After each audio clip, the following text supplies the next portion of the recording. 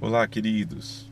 A graça e a paz do Senhor Jesus esteja com todos vocês, suas famílias, seus esposos, esposas, filhos.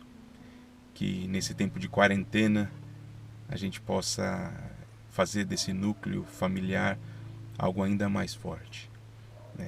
Eu sinto muito por não estarmos reunidos hoje, no domingo, dia do Senhor, como fazemos costumeiramente, mas as circunstâncias nos obrigam a isso.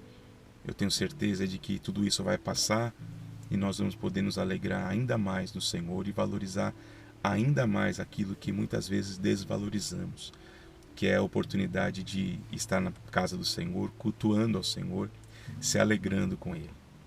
Eu queria aproveitar esses poucos minutos para dizer para vocês que não sabemos o tempo que nós vamos passar sem ter cultos na igreja, presencialmente falando, e vamos precisar nos adaptar a esse novo modelo, a tudo que está acontecendo.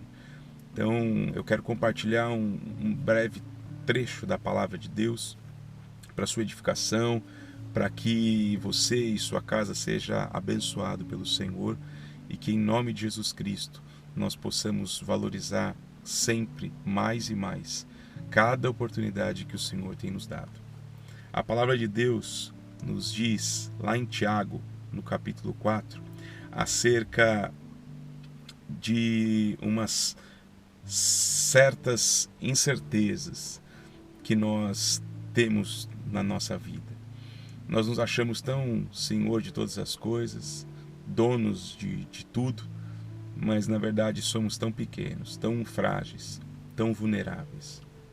O homem se acha poderoso, soberano, mas um vírus, somente um vírus, tão pequeno, tão invisível aos olhos nus, é capaz de parar uma nação. As potências do mundo estão simplesmente rendidas, paradas. Eu acho que nenhum de nós, em momento nenhum, vimos algo parecido com isso. E a palavra de Deus nos diz lá na carta de Tiago, no capítulo 4, a partir do versículo 13, ele diz assim: ouçam agora, vocês que dizem, hoje ou amanhã iremos para esta ou aquela cidade. Passaremos um ano ali, faremos negócios, ganharemos dinheiro. Vocês nem sabem o que acontece amanhã. Que é a sua vida? Nos pergunta Tiago. Vocês são como a neblina que aparece por um pouco de tempo e depois se dissipa. Em vez disso, deveriam dizer: se o Senhor quiser, viveremos, faremos isso ou aquilo. Agora, porém, vocês se vangloriam das suas pretensões. E toda vanglória como essa, diz Tiago, é maligna. Tiago nos faz pensar sobre um caos como estamos vivendo. E ele nos remete à pequenez que nós somos. O tamanho do homem diante da criação é ínfimo. Mas o homem não vê assim, não enxerga assim. E muitas vezes nós, mesmo nós cristãos, também não enxergamos assim. Nossa postura é de planos: eu vou, eu faço, eu construo, eu derrubo, eu edifico. Mas muitas vezes esquecemos de que a nossa vida, ela está totalmente debaixo do senhorio e do controle do Deus Todo-Poderoso. Vivemos dias em que as nações deliberadamente manifestaram a rejeição pelo Senhor. Se intitulam uma sociedade pós-cristã. Nações, países da Europa, berço do protestantismo, hoje estão totalmente enraizados no ateísmo, totalmente presos num movimento contrário a Cristo, aos valores de Cristo e do seu reino. Tiago vem nos alertar sobre a nossa pequenez, a nossa incerteza. E ele nos faz pensar que nós precisamos sempre nos colocar no nosso lugar.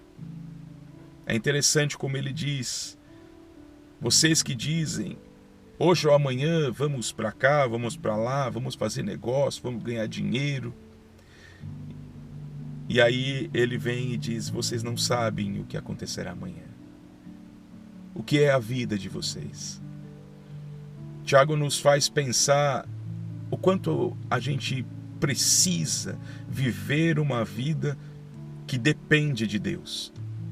O quanto nós precisamos aprender de que a nossa vida ela é totalmente dependente do Senhor. E todas as vezes que nós tentarmos viver uma vida arrogante e presunçosa, que é essa postura de independência, que a gente se lembre que ele diz que isso é vanglória e é vanglória maligna. Eu tenho certeza de que Deus vai ensinar o mundo algumas coisas.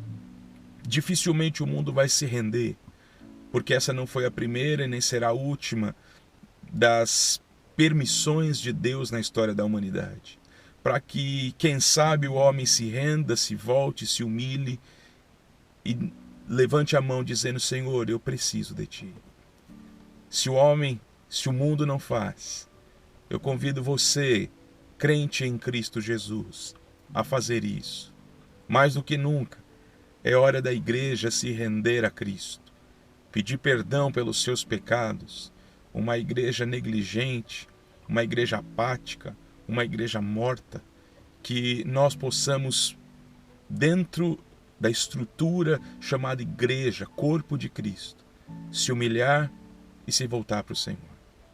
Eu desejo a você que a bênção do Altíssimo esteja sobre a tua vida e tua casa. Que Ele guarde você, os teus filhos, o teu marido, a tua esposa, os teus parentes com a mão poderosa. E que a gente viva Salmo 91. A certeza de que aquele que habita no esconderijo do Altíssimo descansa à sombra do Todo-Poderoso. Que Deus te abençoe. Saudades enormes de estarmos juntos festejando ao Senhor como fazemos todos os domingos. Mas eu te convido a fazer da tua casa, casa de oração, do teu núcleo familiar, lugar da presença de Deus, da junção de filhos, cônjuges, a igreja, a base da sociedade. Interessante que tudo que nós vivemos desvaloriza a família, e parece que Deus faz alguma coisa para que a gente se volte para a família, para que a gente veja que nós precisamos estar sempre com a família, que é base da sociedade, solidificada, enraizada. Deus abençoe, um beijo grande no teu coração, saudade de todos, mas por enquanto nós vamos nos ver por aqui. E eu tenho certeza de que grandes coisas estão por vir. Certeza disso. Pastor, mas o caos está aí. Deus é Deus também no meio do caos. Deus abençoe você. Deus abençoe tua casa. Deus abençoe nossa querida e amada Igreja Batista no Pan-Americano. Fiquem com Deus.